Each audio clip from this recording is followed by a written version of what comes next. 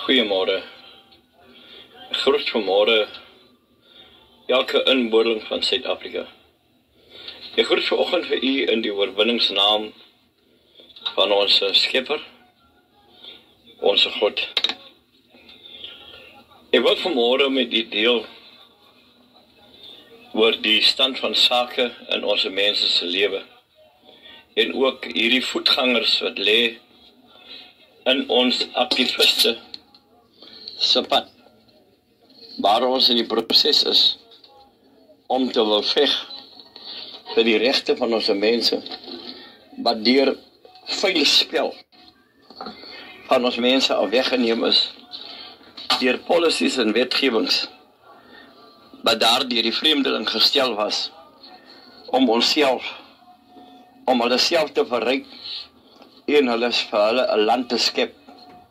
En die uitloop van so 'n land, wat hulle wou geplaas het in Suid-Afrika, was die, as jy gaan kyk na Oranje, ek het niks te doen met Oranje nie, maar ek moet net 'n verwysing doen, dat Suid-Afrika moes eintlik 'n land net vir wit mense gewees het, en nou moet dit 'n land word van mense wat sê hulle is Africans. En Africans in particular, soos hulle sê, in particular swart mense. En dit beteken dat al die permitte en wette en regte van ons wat deur die boere weggeneem was, met hulle aanklokreëlings en hulle permitte wat hulle daar gestel het ons mense heeltemal verarm en vernietig. Wil ek vanmôre praat oor die Hottentot proklamasie, die 1912 Hottentot uprising, die marteling en die doodmaak van ons mense, en die doelbewuste manier met die Asperuswet. In my research het ek so 3 jaar terug op 'n permit afgekom wat geissue was. Ongelukkig is die naam Jan Jonker Afrikaner ook in so 'n permit geissue, waar sy naam daar gestel is dat hy aansoek gedoen het vir 'n permit om wild te jag. Maar waartoe ek nou eintlik kom is om te praat oor die kulturele volksmoord wat begin is deur die besetters en die migreerders wat hier in Suid-Afrika aangekom het. Hulle het gekom met respek nie. Hulle het gekom en hulle het ons mense as diere aangesien. En dat die 1899 chapter 2 of the issue of permit by the Majesty om wild te jag, sluit dit in Bushman. Dan gee dit vir jou die beperking op hoeveel wild jy kan jag. Maar vir elke Bushman se kop of Hottentot se kop onbeperk. Daar word nie beperking aangesit nie. Aangeheg nie.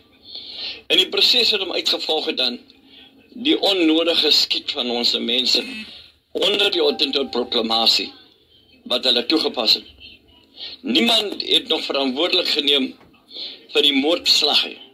As ons gaan kyk wat gebeur het op Houdenbeck, wat nou 'n toeriste attraksie word, wat in Houdenbeck gebeur het. Ons het op Houdenbeck gebly het en rondgeloop het, weet wat die stories op Houdenberg gebeur het, en ons moes maar ons mond gehou het. Die permit kom weer terug na die klas in power, of die klas en magte wat 'n sekere groep mense gegee was. Dat daar was 'n gejag gemaak op die inboorlinge van die land. En hierdie jag van die maak van die inboorling was heiliglik om hulle te deprive.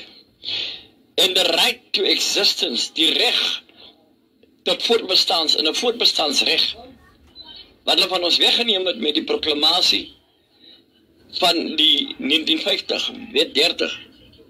En ook hoe hulle grondeise wil doen deur plasies wat aan die missionary gegee was vir rehabilitasie. Wel hulle noem vir ons noem die reserves, wel hulle ons noem dit is nou ons grondeis, die leuns van die ANC regering. En alles wat hulle daarmee saambring om ons mense heeltemal te vernietig en uit te skryf en te assimileer. Nou, vandat ek praat oor the right of existence, het sekere mense weer video's gemaak en videosklips om hulle koninklike status en hulle chief status en al die status wat hulle wil hê te promote the right to exist. The right to existence het vir ons gekom met 'n trust.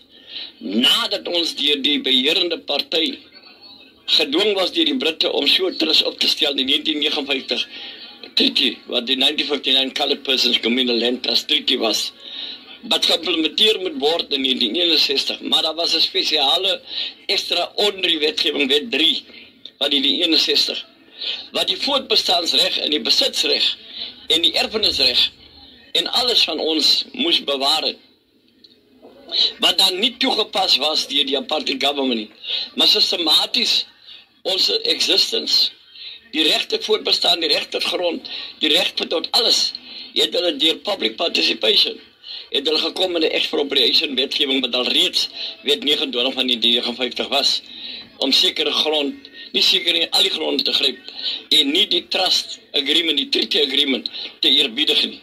Nou die trust was geskep, om die Hottentotte sluit die Bushmans almal in, dit is die Hottentot proklamasie, om ons mense heeltemal te vervreem, maar die trust was daar gewees, om die reg tot grond besit, die reg om te lewe uit die trust het, the right to exist, daai beskerming van ons is heeltemal weggeneem met die expropriation wetgewings wat toegepas was, en sekere tribal leaders wat se arrangement van die 65 met Verwoerd en met Milan en almal die manne, het hulle dan die Representative Council daar gestig van 68.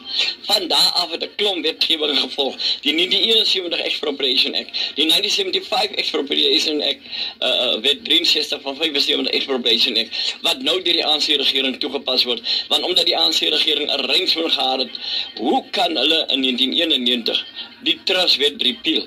Dis nog steeds deel van die konstruktiewe manier van die right van existence, die reg wat in 'n trustbeskerming was, te steel vir hulle self en ons mense die pryf.